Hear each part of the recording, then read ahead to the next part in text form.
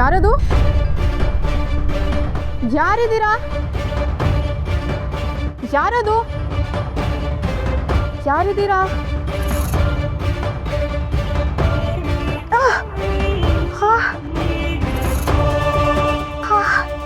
ಯಾರದು?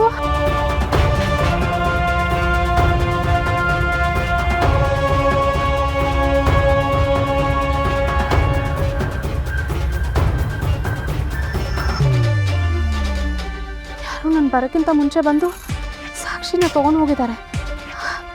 ಯಾರಿರ್ಬೋದು?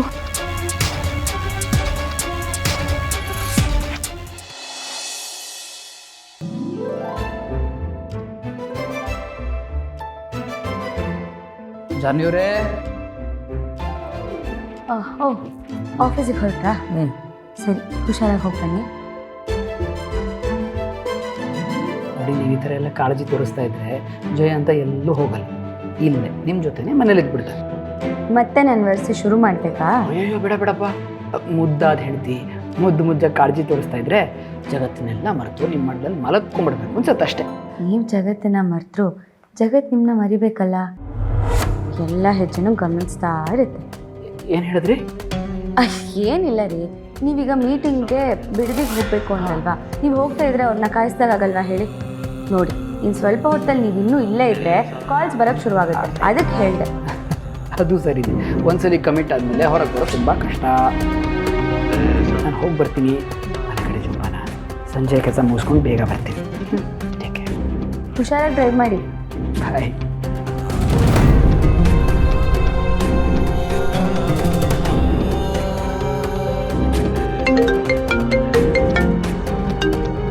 ಹೇಳು ಜಾನು. ವಿಶ್ವ, ಎಲ್ಲಿದ್ಯಾ ನೀನು? ಈ ಮನೆಯಿಂದ ಸ್ವಲ್ಪ ದೂರದಲ್ಲಿ ನಿಂತಿದ್ದೀನಿ ಜಾನು. ಜಯಂತವ್ರು ಹೋಗೋದನ್ನ ಈಗ ತಾನೇ ನೋಡಿದೆ. ಅದೇ, ಇವಾಗ ನಿಮ್ಮ ಗೇಟ್ ಹತ್ರ ಬಂದ್ಬಿಡು, ನಾನು ಬರ್ತೀನಿ. ಏನಾದರೂ ಸರಿ, ಅಮ್ಮನ್ನ ಅವ್ರ ಕಪಿ ಮುಷ್ಟಿಯಿಂದ ಕಾಪಾಡಲೇಬೇಕು. ಸರಿ ಜಾನು.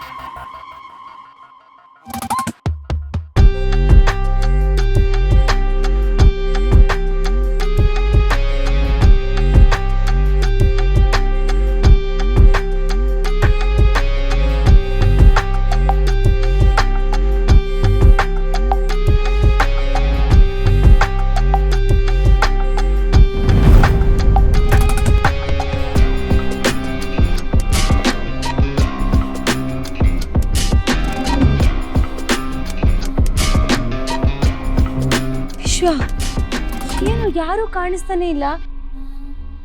ಅಮ್ಮನ ಮೊನ್ನೆ ಇಲ್ಲೇ ತಾನೇ ಕೂಡ್ಸಿದ್ದು. ಇವತ್ತು ಎಲ್ಲ ಹೋಗಿದ್ದಾರೆ ಎಲ್ರು?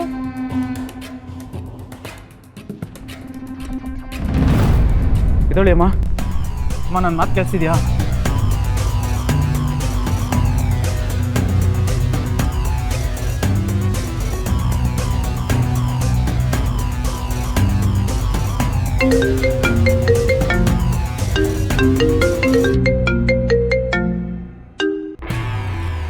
ಹಲೋ ಬಸ್, ಅಮ್ಮಗೆ ತುಂಬ ಹುಷಾರಿಲ್ಲ ಬಸ್.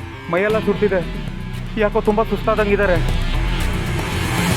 ಹೀಗೆ ಬಿಟ್ಟರೆ ಹೆಚ್ಚು ಕಮ್ಮಿ ಆಗ್ಬಿಡುತ್ತೇನೋ ಅಂತ ಭಯ ಆಗ್ತಿದೆ ಬಸ್. ಅದಕ್ಕೆ ಆಸ್ಪತ್ರೆಗೆ ಕರ್ಕೊಂಡು ಹೋಗೋಣ ಅಂತ ಕೇಳೋದಕ್ಕೆ ಫೋನ್ ಮಾಡಿದೆ ಬಸ್.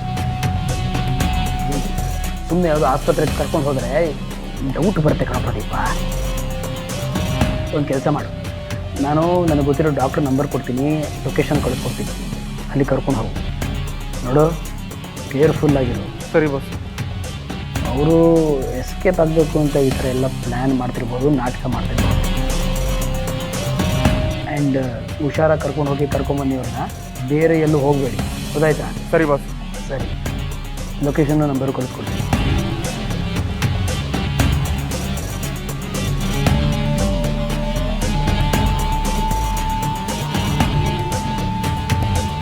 ಹೈ ಬರೋ ಇಲ್ಲಿ. ಅಲ್ವೋ ಅಕಸ್ಮಾತ್ ನಾವು ಬಂದಿದ್ದೀವಿ ಅಂತ ಗೊತ್ತಾಗಿ ಅವ್ರೇನಾದರೂ ಜಾಗ ಚೇಂಜ್ ಮಾಡಿಬಿಟ್ರಾ? ಇದು ಇರಬಹುದು. ಆದರೆ ನಾವಿಲ್ಲಿ ಬರ್ತಾ ಇದ್ದೀವಿ ಅಂತ ಜಯಂತ್ ಅವ್ರಿಗಂತೂ ಗೊತ್ತಾಗಿಲ್ಲ. ಇನ್ನು ನಾವಿಲ್ಲಿ ಬಂದಿರೋದು ಇನ್ನೂ ಯಾರೂ ನಮ್ಮನ್ನು ನೋಡಿಲ್ಲ ಅಂದಮೇಲೆ ಅವ್ರಿಗೆ ಡೌಟ್ ಬರೋದಕ್ಕೆ ಹೇಗೆ ಸಾಧ್ಯ? ಮತ್ತಿವಾಗ ಏನು ಮಾಡೋದು? ಮತ್ತೆ ಅವ್ರು ಎಲ್ಲೆಲ್ಲಿ ಹೋಗ್ತಾರೆ ಅಲ್ಲೆಲ್ಲ ಫಾಲೋ ಮಾಡಬೇಕಾ? ಎಷ್ಟು ದಿನ ಅಂತ ಫಾಲೋ ಮಾಡೋದು ಜಾನು? ಇಲ್ಲ, ಇದನ್ನೆಲ್ಲ ಬಗೆಹರಿಸೋದಕ್ಕೆ ನನ್ನ ಹತ್ರ ಒಂದು ಐಡಿಯಾ ಇದೆ. ಐಡಿಯಾನ? ಏನದು? ಜಯಂತ್ ಅವ್ರ ಫೋನ್ಗೆ ಬಗ್ ಫಿಕ್ಸ್ ಮಾಡೋದು. ಬಗ್ಗ? ಹಾಗಂದ್ರೆ? ಅಂದರೆ ಅದು ಫೋನಲ್ಲಿ ಇನ್ಸ್ಟಾಲ್ ಮಾಡುವಂಥ ಒಂದು ಆ್ಯಪ್ ಜಾನು. ಅದರೊಳೊಂದು ವೈರಸ್ ಇರುತ್ತೆ. ಅದನ್ನು ಜಯಂತ್ ಅವ್ರ ಫೋನಿಗೆ ಇನ್ಸ್ಟಾಲ್ ಮಾಡಿದ್ರೆ ಅವರು ಪ್ರತಿದಿನ ಎಲ್ಲಿ ಹೋಗ್ತಾರೆ, ಯಾರ ಜೊತೆಗೆ ಮಾತಾಡ್ತಾರೆ, ಅವ್ರ ಲೊಕೇಶನ್ನು, ಕಾಲ್ ರೆಕಾರ್ಡಿಂಗ್ಸು ಇಷ್ಟನ್ನು ನಮ್ಮ ಫೋನಲ್ಲಿ ಕುತ್ಕೊಂಡು ನಾವು ನೋಡ್ಬೋದು. ಆದರೆ ಆ ಆ್ಯಪ್ನ ಜಯಂತ್ ಅವ್ರ ಫೋನಲ್ಲಿ ನೀನು ಇನ್ಸ್ಟಾಲ್ ಮಾಡಬೇಕು. ಇನ್ಸ್ಟಾಲ್ ಮಾಡಿ ಅವ್ರ ಫೋನಿಂದ ನಿನ್ನ ಫೋನ್ಗೆ ಪರ್ಮಿಷನ್ ಗ್ರ್ಯಾಂಟ್ ಮಾಡ್ಕೋಬೇಕು. ಆದರೆ ಈ ಕೆಲಸ ಅವ್ರಿಗೆ ಗೊತ್ತಾಗದೇ ಇರೋ ಹಾಗೆ ಮಾಡೋಕ್ಕೆ ನೀನು ಒಬ್ಳ ಕೈಲೇ ಸಾಧ್ಯ. ಸರಿ ಕಣೇಶ, ಹೇಗಾದರೂ ಸರಿ, ಖಂಡಿತ ನಾನು ಇದನ್ನು ಮಾಡೇ ಮಾಡ್ತೀನಿ. ಬಟ್ ಈ ವಿಷಯ ಯಾವುದೇ ಕಾರಣಕ್ಕೂ ಜಯಂತ್ ಅವ್ರಿಗೆ ಗೊತ್ತಾಗಬಾರ್ದು, ಅವ್ರಿಗೆ ಅನುಮಾನನೂ ಬರಬಾರ್ದು. ಬಂದರೆ ನಮಗೆ ತುಂಬ ಕಷ್ಟ ಆಗುತ್ತೆ. ಗೊತ್ತು, ನೀನೇನೋ ಯೋಚನೆ ಮಾಡಬೇಡ. ಬೆಂಕಿ ಅಣ್ಣನ ತಾಯಿನ ಕಾಪಾಡೋದಕ್ಕೆ ನಾನು ಯಾವ ರಿಸ್ಕ್ ಬೇಕಾದರೂ ತಗೋತೀನಿ. ಇಂಥ ವೈರಸ್ಗೆ ಮತ್ತೊಂದು ವೈರಸ್ ಕೊಡೋದು ಒಂಥರ ಖುಷಿ ಇದೆ ಬಿಡು. ಸರಿ, ನಾವಿಲ್ಲಿ ಜಾಸ್ತಿ ಹೊತ್ತಿದ್ರೆ ಸುಮ್ಮನೆ ನಮಗೆ ಪ್ರಾಬ್ಲಮ್ ಆಗುತ್ತೆ. ಬಾ ಹೊರಡೋಣ. ಸರಿ ನಡಿ.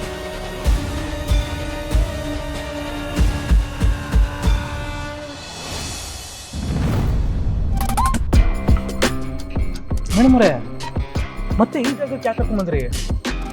ಒಂದು ವಿಷಯ ಇದೆ ಸಿದ್ದು ಅವರೇ. ಅದು ನೆನ್ನೆ ರಾತ್ರಿ ನಾನು ಇಲ್ಲಿಗೆ ಬಂದಿದ್ದೆ.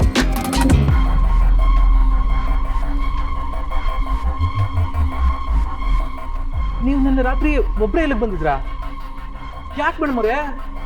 ಅದು ಇಲ್ಲಿ ಏನಾದರೂ ಕ್ಲೂ ಸಿಗುತ್ತೆ ಅಂತ ನಿಮಗೆ ಹೇಳಿದ್ನಲ್ಲ, ನೆನ್ನೆ ರಾತ್ರಿ ನನಗೇನೋ ಒಂದು ಡೌಟ್ ಬಂತು. ಇಲ್ಲಿ ಒಂದು ಬಳೆ ನೋಡ್ದಂಗೆ ನೆನಪಾಯಿತು. ಅದಕ್ಕೆ ಅದನ್ನು ಹುಡ್ಕೋಣ ಅಂತ ಇಲ್ಲಿಗೆ ಬಂದೆ. ಆದರೆ ನಾನು ಇಲ್ಲಿಗೆ ಬಂದಾಗ ನನಗಿಂತ ಮುಂಚೆ ಯಾರೋ ಬಂದಿದ್ರು ಅನಿಸುತ್ತೆ. ಏನೋ ಶಬ್ದ ಆಯಿತು. ನಾನು ಬಂದಿದ್ದೀನಿ ಅಂತ ಗೊತ್ತಾಗಿ ಎಲ್ಲೋ ಬಚ್ಚಿಟ್ಕೊಂಡ್ರು. ಯಾರು ಅಂತ ನೋಡಿ ಹೋಗೋ ಅಷ್ಟರಲ್ಲಿ ನನ್ನ ಕಣ್ಣಿಗೆ ಧೂಳು ಎರಚ್ಬಿಟ್ರು. ಅದನ್ನು ಒರೆಸ್ಕೊಳ್ಳೋ ಅಷ್ಟರಲ್ಲಿ ಇಲ್ಲಿ ಯಾರೂ ಇರಲಿಲ್ಲ. ಅಲ್ಲ ಮೇಡಮ್ ಅವರೇ, ಅಷ್ಟೊತ್ತಲ್ಲಿ ಇಂಥ ಜಾಗಕ್ಕೆ ನೀವೊಬ್ಬರೇ ಯಾಕೆ ಬರಕ್ಕೆ ಹೋದ್ರಿ? ನನಗೆ ಹೇಳಿದ್ರೆ ನಾನು ನಿಮ್ಮ ಜೊತೆ ಬರ್ತಿರಲ್ವೇ? ಅಲ್ಲ, ಸಾಕ್ಷಿ ಸಿಕ್ಕಾದ್ಮೇಲೆ ನಮಗೆ ಫೋನ್ ಮಾಡೋಣ ಅಂತ ಅಂದ್ಕೊಂಡೆ. ಆದರೆ ಅದನ್ನು ಬೇರೆ ಯಾರೂ ತೊಗೊಂಡು ಹೊರಟೋದ್ರು.